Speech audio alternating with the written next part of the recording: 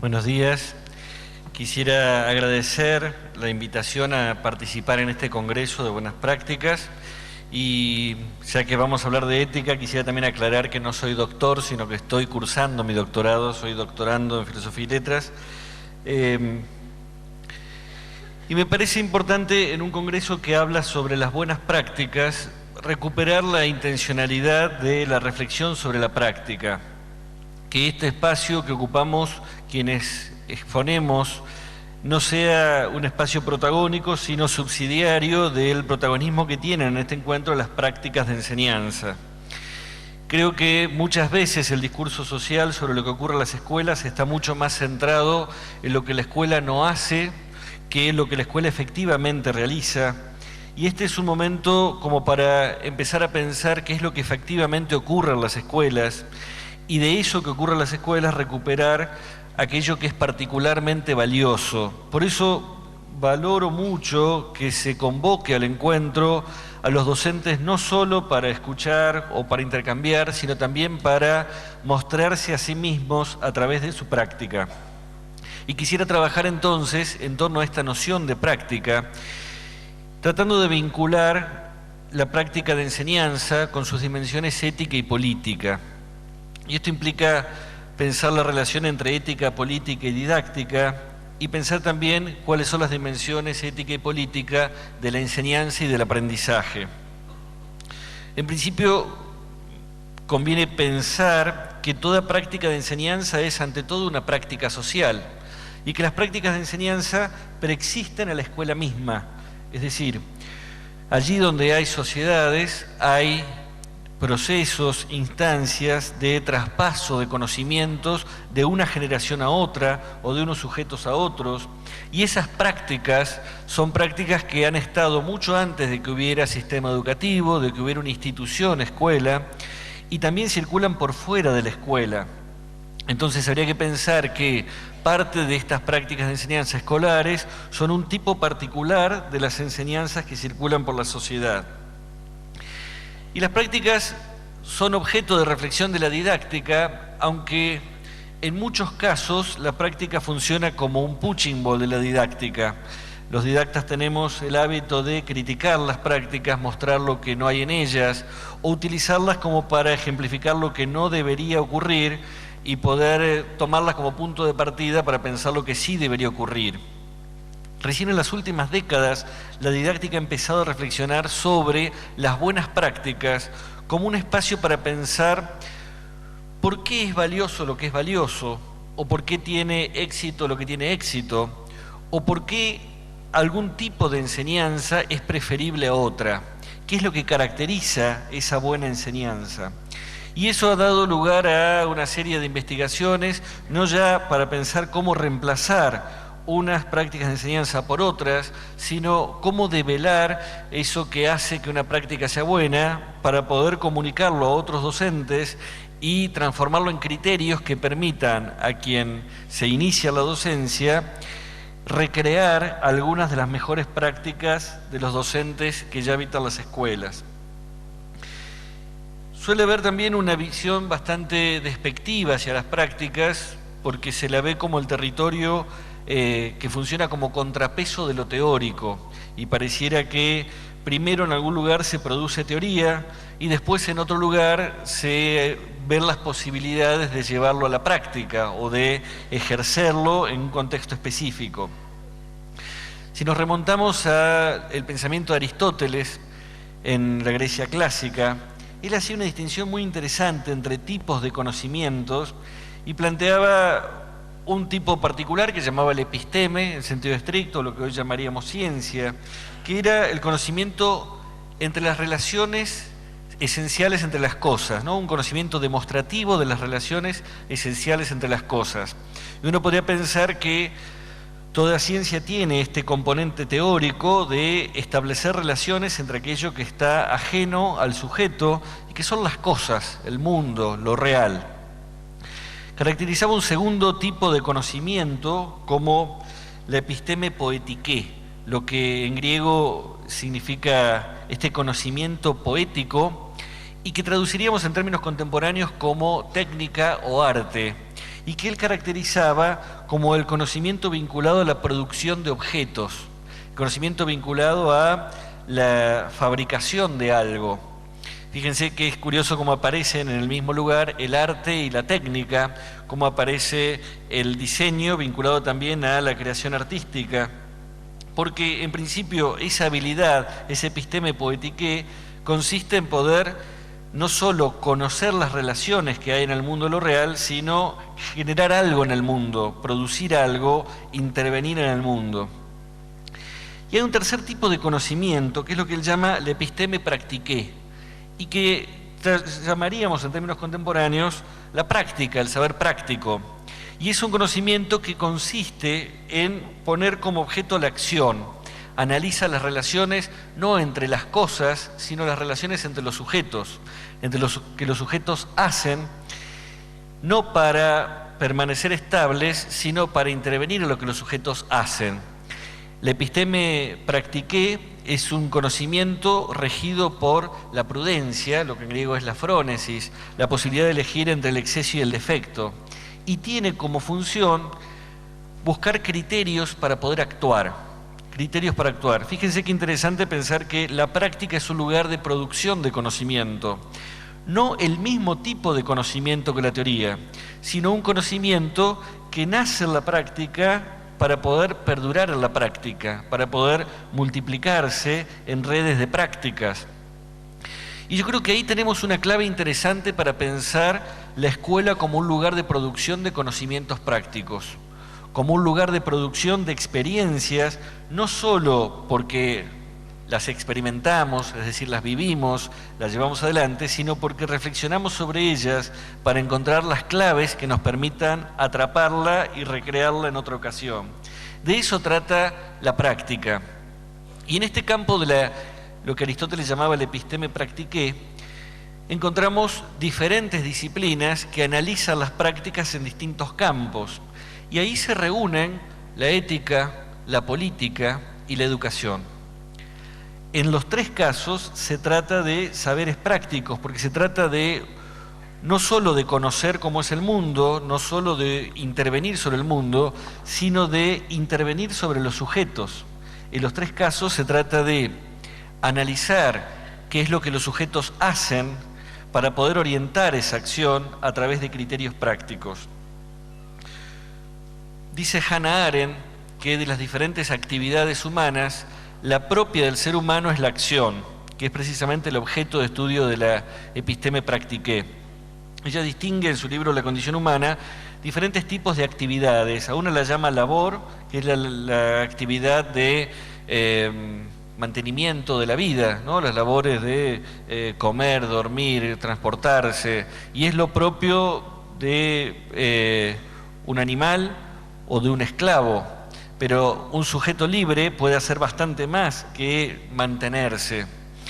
Analiza otro tipo de actividad que es el trabajo y que tiene que ver con lo que Aristóteles llamaba la episteme poetiqué, ¿no? Que es la técnica, la intervención en el mundo, la producción de las cosas. Y dice que la actividad específicamente humana es la acción, que es una actividad que no está regulada previamente, sino que se define a través de sí misma. La acción de un sujeto es algo que no está primero en la cabeza y después en la práctica, sino que está ahí en la práctica, y porque está en la práctica puede estar después en la cabeza. Y analiza también que la acción es no solo el producto de un ser humano, sino lo que nos hace humanos, lo que de alguna manera nos va configurando como sujetos y va constituyendo nuestra identidad.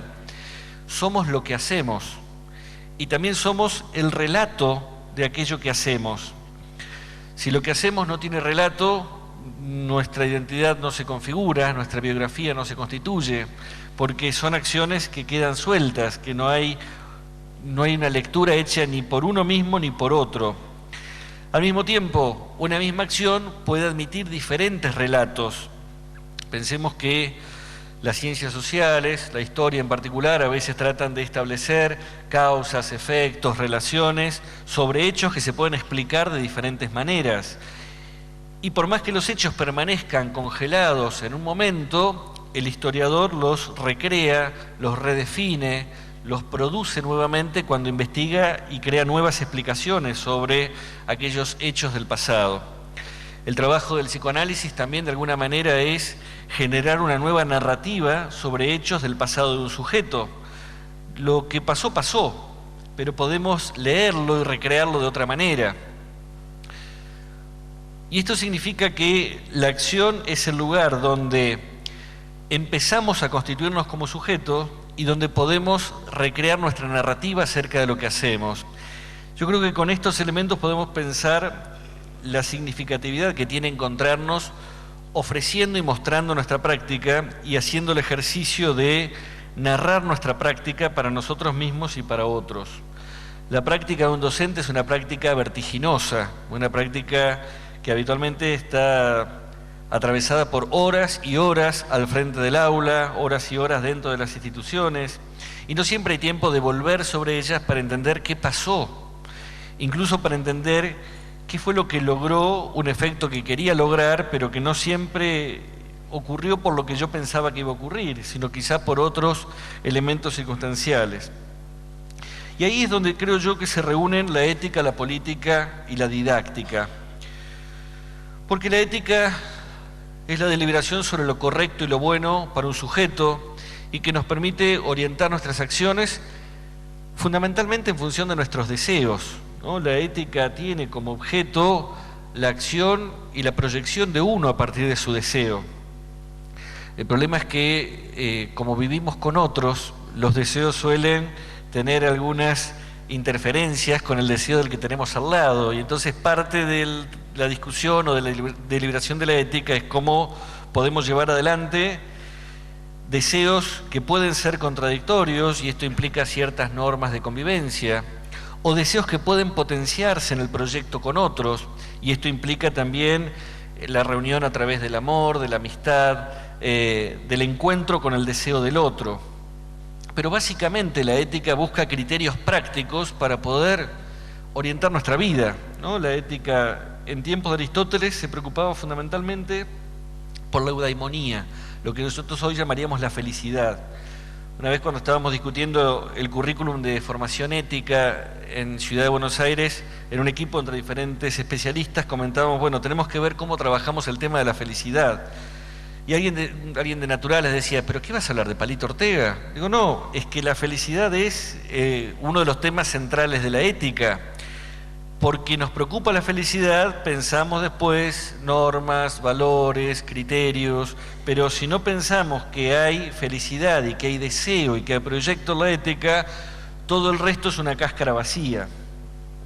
Y cuando el deseo se transforma en deseo colectivo y en proyecto colectivo, empieza la reflexión práctica de la política, que es cómo nos organizamos para el ejercicio del propio poder. No hay poder si no hay deseo, y el deseo que se enlaza con el deseo de otros y genera proyectos colectivos también busca modos, modalidades de concreción del deseo a través de proyectos colectivos como este muy rico que vimos recién en la obra de teatro, y ejercer el propio poder nos lleva a entrar en el terreno de la política, que es la transformación de las relaciones entre los sujetos a través de la generación de normas, caminos, criterios para poder habitar lo público y para que lo público también nos permita llevar adelante los proyectos personales. Me detengo en esta reflexión sobre lo ético y lo político porque si nosotros pensamos a la enseñanza como el ámbito de la práctica, ese ámbito de la práctica está atravesada por lo ético y lo político.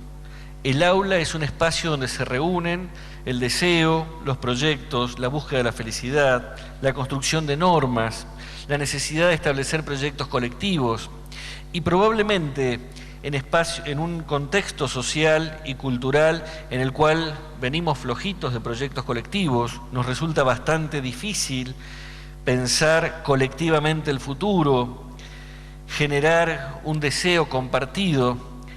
El aula es uno de los pocos espacios donde tenemos como mandato fundamental generar lo público, construir lo público, empezar a reconocer qué es lo mío, qué es lo tuyo, qué es lo ajeno, qué es lo compartido, en qué sentido somos diferentes, en qué sentido somos iguales y qué podemos hacer juntos. Y esto implica no solo ámbitos de reflexión específica como el área de formación ética y ciudadana, sino cada uno de los ámbitos de enseñanza y de aprendizaje de la escuela. Por eso querría centrarme ahora en los conceptos de enseñanza y de aprendizaje, para poder pensar cómo están atravesados por lo ético y lo político. Enseñanza y aprendizaje son palabras que usamos casi a diario, por lo menos desde que decidimos ser docentes y empezamos a circular por los profesorados. Pero que las usemos casi a diario no quiere decir que las usemos siempre del mismo modo, o que las entendamos todos del mismo modo, o ni siquiera que seamos capaces de definirlo, ¿no?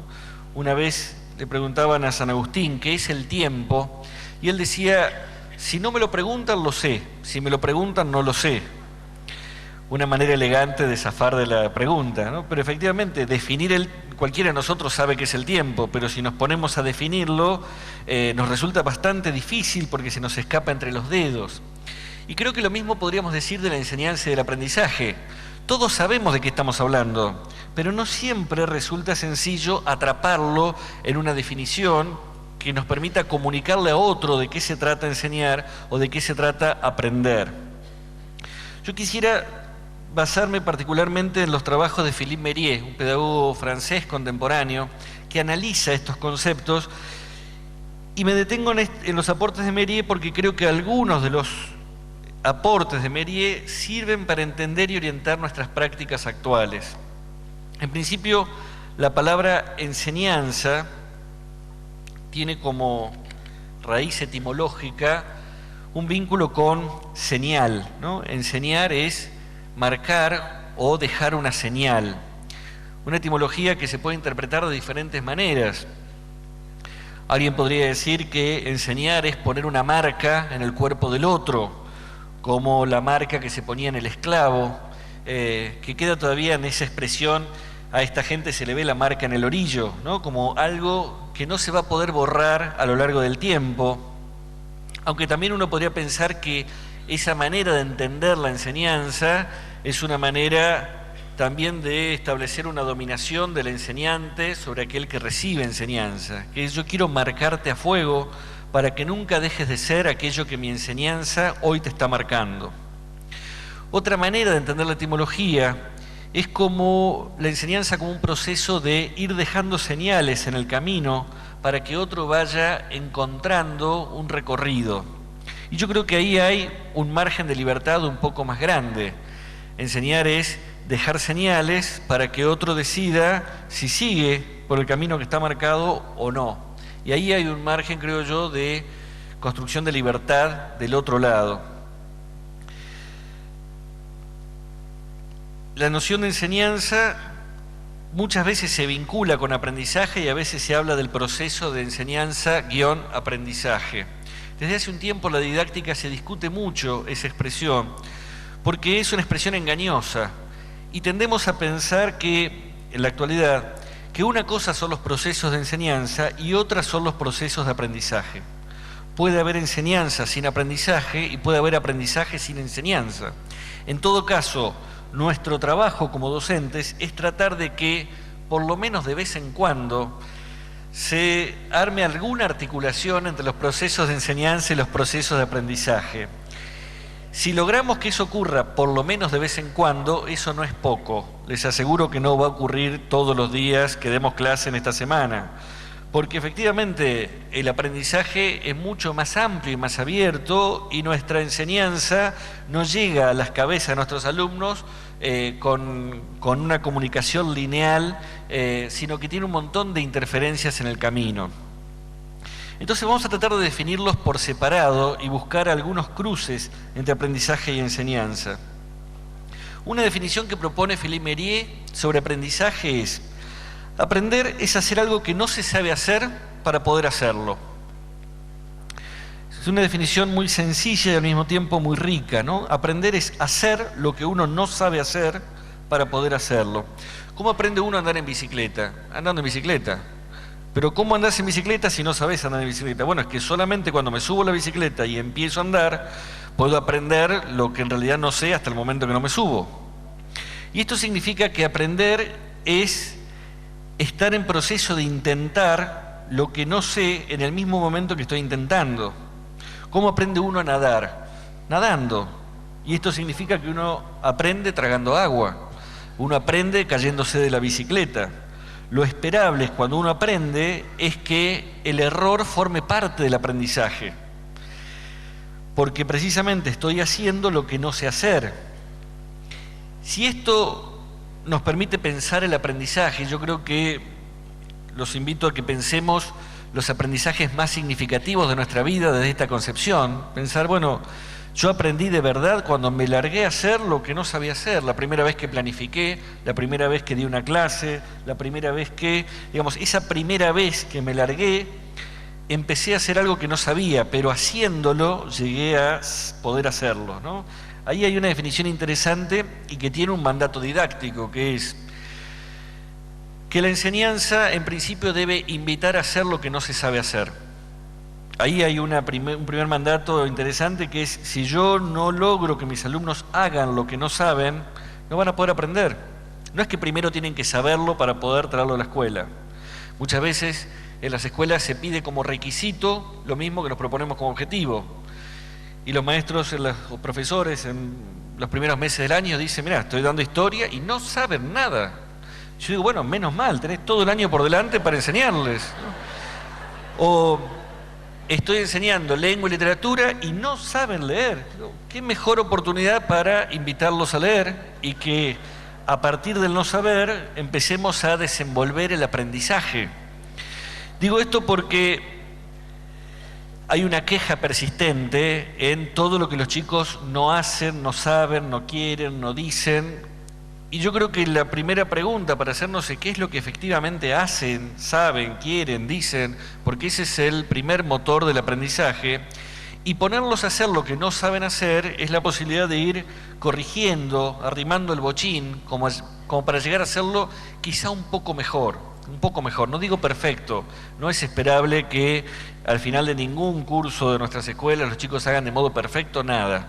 Sí, mejor que como lo hacían en marzo. Y yo creo que lo mejor que nos puede ocurrir a lo largo del año es decir: mirá, la verdad que ahora los veo haciendo cosas que por lo menos no lo hacían en mi aula cuando empezó el año. Dice Meirie que un modo de definir aprendizaje es que, definir enseñanza, es que enseñar es brindar seguridad para que otro ensaye y se equivoque sin temor a ser juzgado. ¿Qué es enseñar? Brindar seguridad para que otro ensaye y se equivoque sin temor a ser juzgado. Imagínense en el momento que estamos aprendiendo a andar en bicicleta, si detrás mamá, papá, el hermano mayor o el que nos enseña nos dice: dale, tarado, ¿no ves que te vas a caer? ¿No ves que sos un imbécil? ¿No ves que nunca vas a poder? Lo más probable es que vayamos al piso pronto, porque lo que uno necesita es que detrás de la bicicleta haya alguien que diga: dale, vos podés, dale. ¿Sí? No le estamos brindando mucha seguridad. Sé que no es lo que hacemos todos los docentes, pero como tengo una hija que está en la secundaria, sé que también existe entre los docentes todavía esa práctica, ¿no? De decir: yo el primer trimestre le pongo la menor nota posible, cosa de que después me tengan miedo todo el año y estén cortitos. Digo, eso es una manera de garantizar que no aprendan en todo el año, ¿no? En todo caso, que estén todo el año con el aliento en la nuca, de llevarse la materia, pero no con intención de aprender algo de verdad. Necesitamos generar espacios de seguridad. Espacio de seguridad significa: equivóquense tranquilos, yo para eso estoy acá. No se trata de que ustedes sepan antes de venir a la escuela. Están acá para equivocarse. Y yo estoy acá para sostenerles la bicicleta. Para ayudarlos cuando no saben leer, para ayudarlos cuando no saben escribir. A veces a través del humor, a veces a través de la ironía. Uno puede ayudar al otro sin desmerecerlo, sin desacreditarlo. Pero necesitamos ayudarlo. Muchas veces los profesores de historia dicen: yo no le puedo enseñar historia si no saber leer. Y yo respondo: ¿no será que tenemos que enseñar a leer historia? Porque leer historia es una manera especial de leer. así como escribir historia es una manera especial de escribir.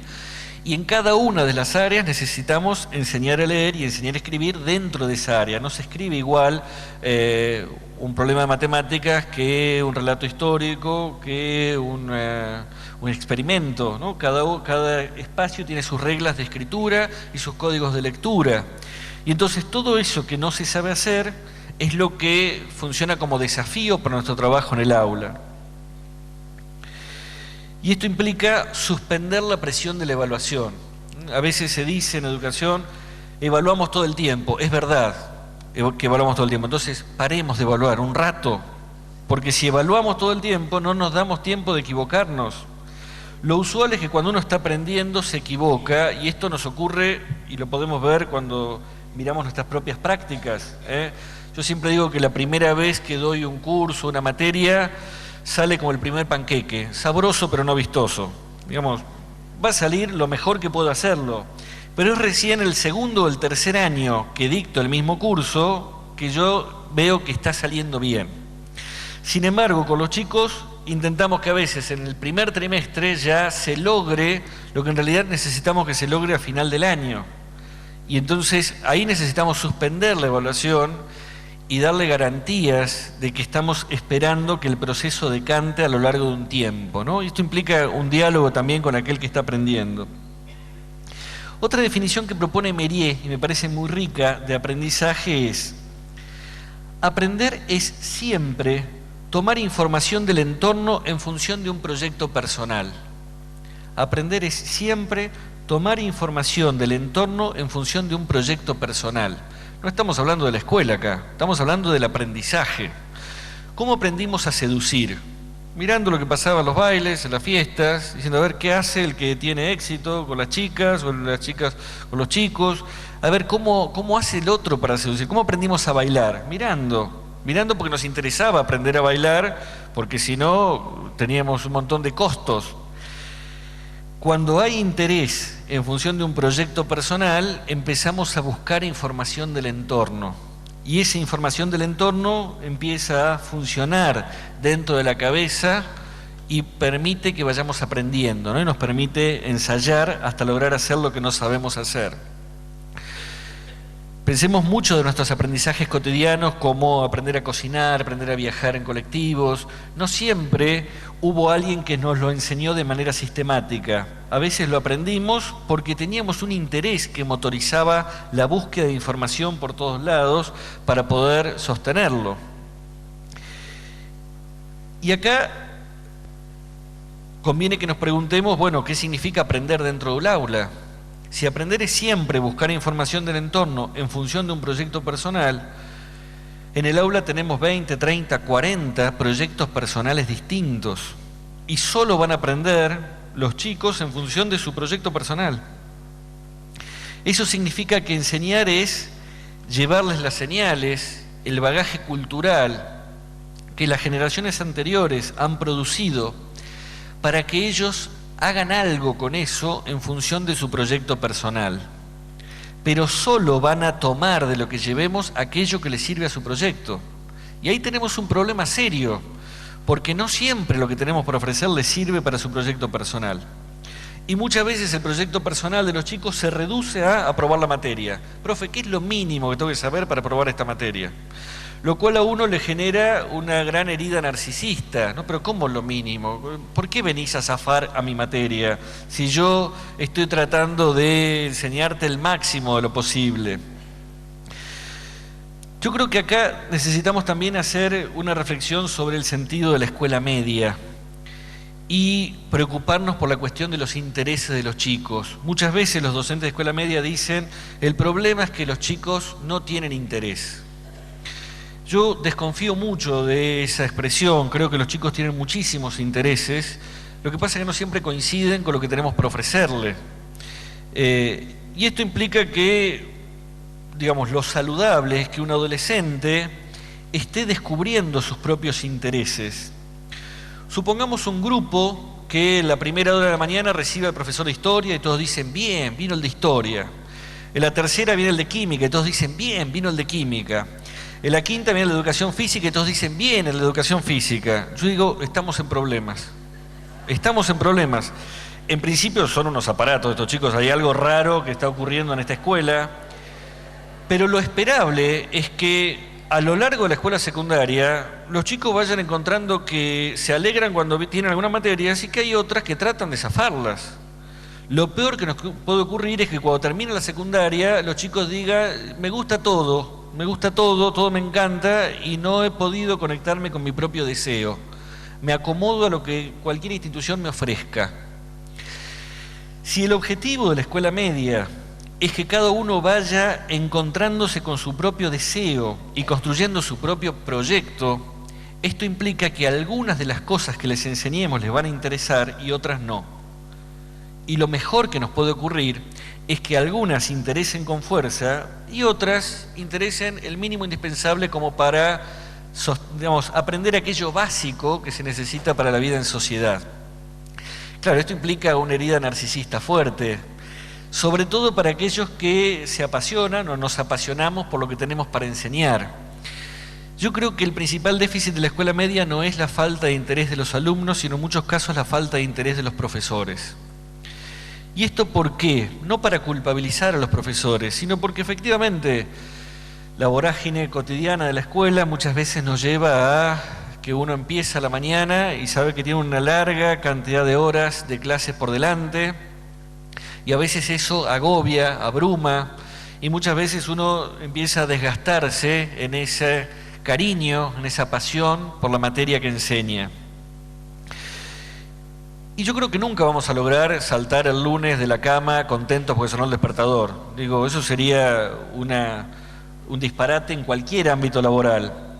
Pero creo que sería interesante volver a vincularlos con nuestro propio proyecto personal, con nuestro propio interés en la materia que enseñamos.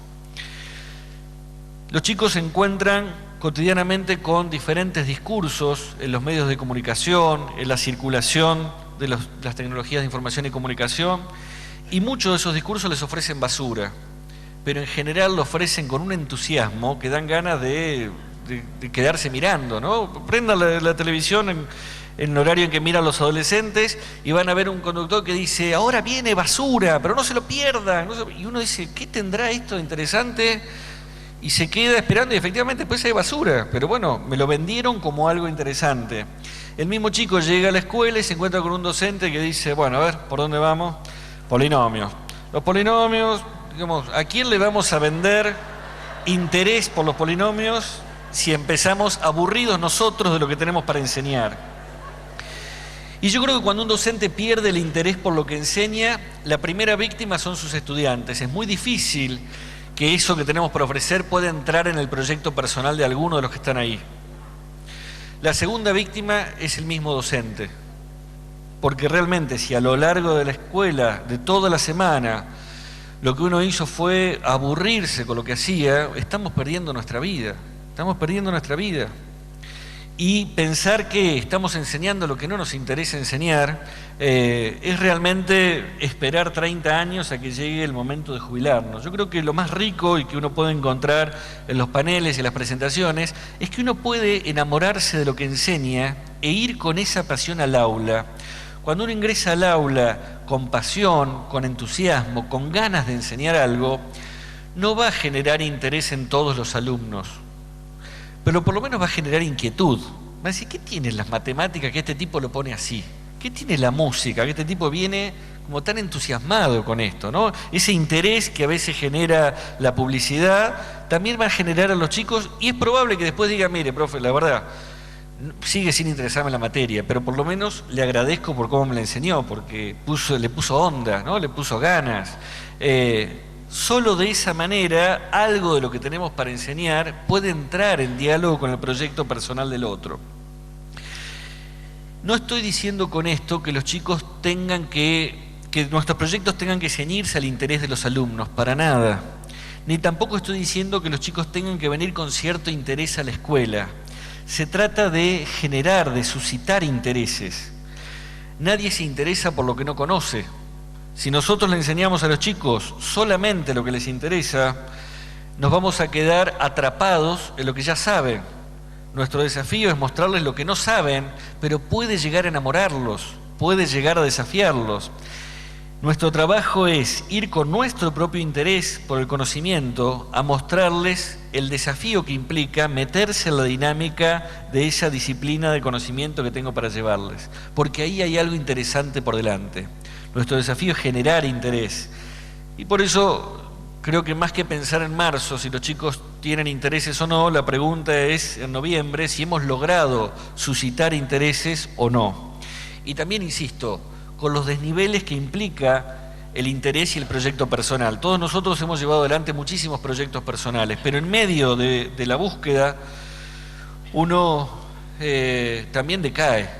Y a veces lo mismo que nos apasiona, en algún momento nos desgasta y nos cansa. Hay gente que es apasionada por el teatro, por la danza, pero a veces no tiene ganas de ir a ensayar o no tiene ganas de reunirse con su grupo de teatro porque, bueno, hay otras cosas que lo entusiasman más. Entonces, el interés no es un capital siempre estable. El trabajo de enseñanza es ayudar al otro a sostener esos proyectos y entender que ese interés, si se sostiene y si se incrementa, va a lograr hacer posible el proyecto de aprendizaje del otro. No es verdad que los chicos no tengan intereses. Donde hay un sujeto, hay alguien que aprende. Decía Shakespeare, allí donde voy yo, va mi aprendizaje. Y yo creo que es una buena frase para pensar que allí donde van nuestros alumnos va su aprendizaje. Nuestro desafío es tratar de meter algo, aunque sea un bocadillo, adentro de ese aprendizaje y de ese proyecto. Y entonces uno puede pensar que enseñar es abrir preguntas que generan un proyecto. Es abrir preguntas que permiten que el otro construya intereses. Y esto implica que enseñar es un vínculo entre conocer y pensar.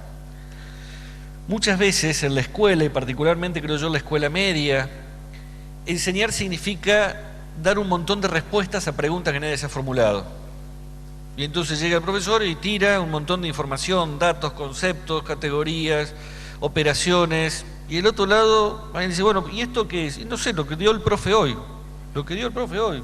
Muchas veces uno le pregunta a los chicos, ¿qué estás estudiando? No sé, mira, tomé nota toda la clase, pero no sé qué estoy estudiando. La única manera de que la enseñanza entre al proyecto personal es a través de las preguntas, que son un puente entre conocer y pensar. Solo si formulamos una pregunta en el aula, esa pregunta va a funcionar como contrato entre estudiantes y docentes para tratar de encontrar alguna respuesta posible a esa pregunta. No hay conocimiento sin preguntas, sin problemas. Y cuando en la escuela enseñamos un montón de respuestas sin preguntas, hemos tirado la ciencia por la ventana. No hay conocimiento si no hay preguntas y problemas. Y lo que necesitamos es que si el otro va a entrar en la dinámica del conocimiento, se meta también en las preguntas que tenemos para hacernos. Doy ejemplos de sociales porque es mi ámbito, ¿no? Sociales y formación ética. Podemos enseñar sociales diciendo primera junta, junta grande, primer triunvirato, segundo triunvirato, directorio, Congreso de Tucumán, crisis del año 20, y estamos tirando datos. Ningún historiador escribe un libro de historia tirando dato. La pregunta sería, ¿por qué los gobiernos duran tan poco? Y si uno se pregunta por qué los gobiernos duran tan poco, ahí sí podemos empezar a mirar qué datos nos dan elemento para pensar por qué los gobiernos duraban un suspiro. Ahí sí tiene sentido un concepto como la hegemonía, que no se lograba consolidar en cierto momento. Ahí sí tiene sentido vincular esa etapa histórica con otras etapas históricas donde decae la hegemonía, pensemos en diciembre del 2001. Ahí sí tiene sentido empezar a rastrear información porque estudiantes y docentes compartimos una pregunta que es un problema en la cabeza y la información va a adquirir sentido en función de esa pregunta. Y fíjense además qué sentido político interesante tiene esa pregunta, que no lo tendría simplemente si miramos que los gobiernos duran un suspiro. Si pensamos así la enseñanza como un vínculo entre los proyectos y aquello que tenemos para ingresar a los proyectos personales, ahí podemos ver la dimensión política y la dimensión ética de la enseñanza.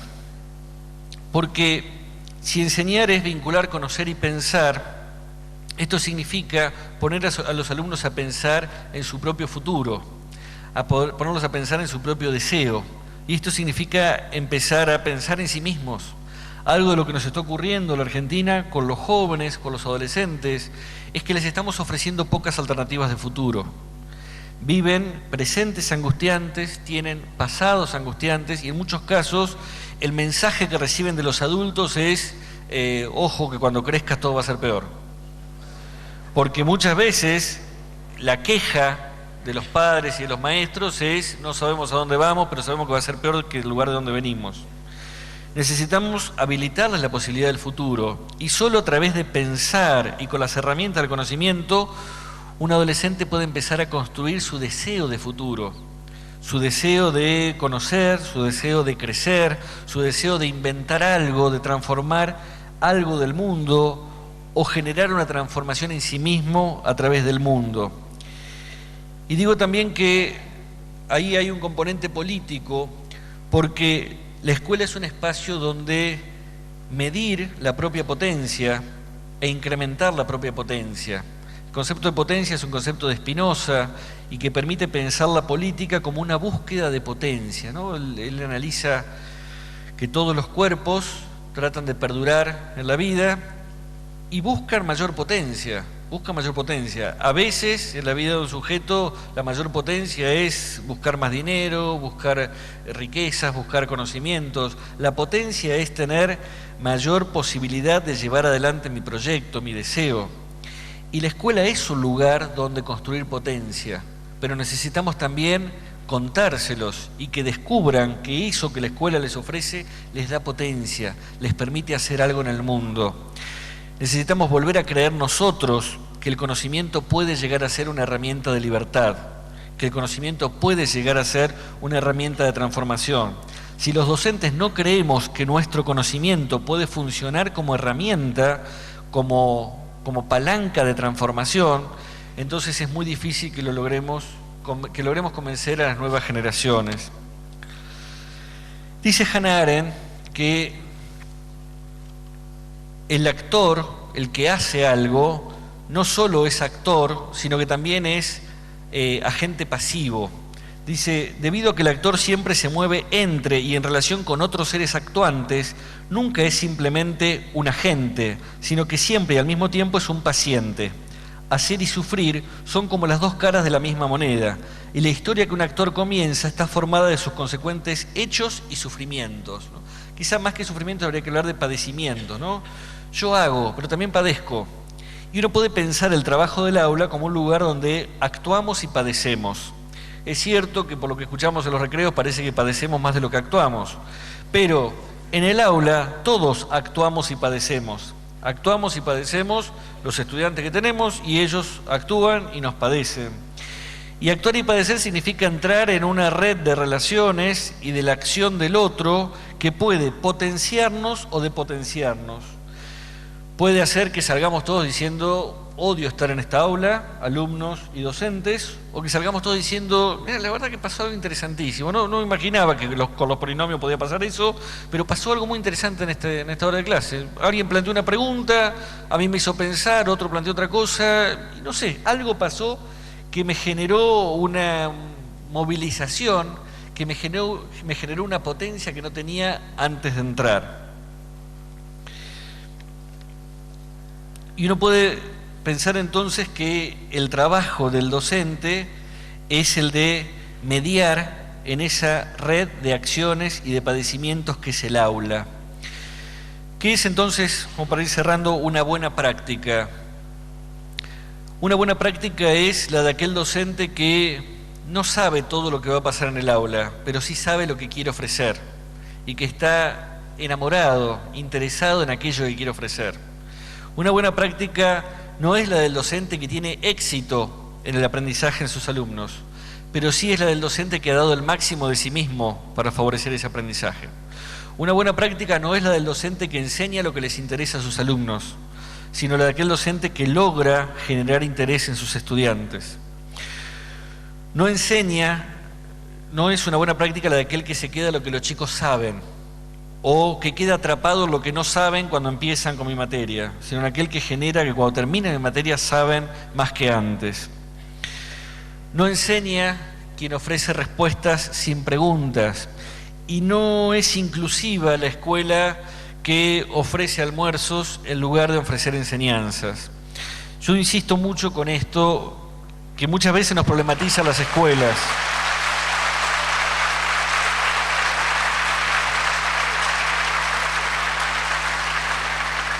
Si tenemos escuelas donde llegan chicos con hambre, y estas son muchas escuelas en nuestro país, lo primero que tenemos que hacer es darles de comer. Pero no podemos reducir nuestro trabajo a darles de comer.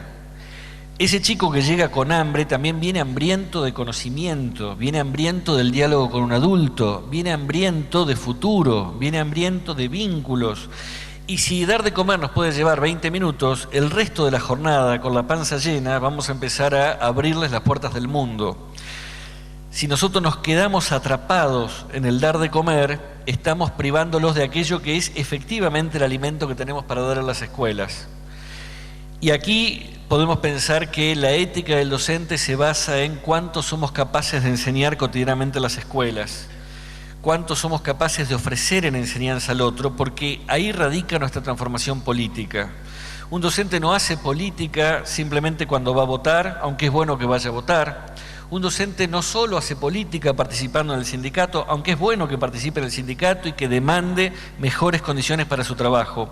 Hace política si genera en el espacio del aula un sujeto que piensa su futuro y que construye lazos con otros para resolver sus necesidades a través de proyectos colectivos.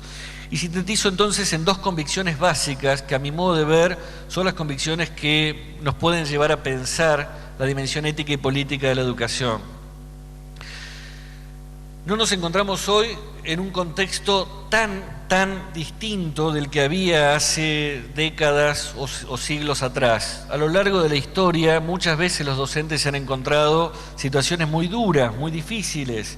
Quizás hay novedades ahora por los fuertes índices de exclusión, quizás hay novedades ahora, y creo yo fuertemente con la entrada del PACO en la infancia y en las escuelas, pero ha habido pobres en las escuelas muchas veces, ha habido diversidad cultural, ha habido conflictos entre familias y escuelas a lo largo de toda la historia del sistema educativo.